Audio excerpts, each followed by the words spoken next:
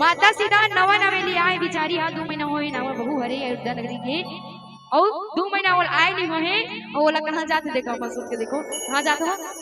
वनवास जाते अभी मन जाही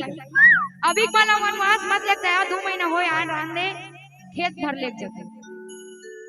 तुरंत मैं के डान फोन चल दी अब बात सुनाई चालू हो जाए कैसे हमन अपन दादापुर का खेत नहीं के नहीं जब ले तब ले खाली हम लोग मारते रहे खेत में लेके कैसे होते कि नहीं होए है नहीं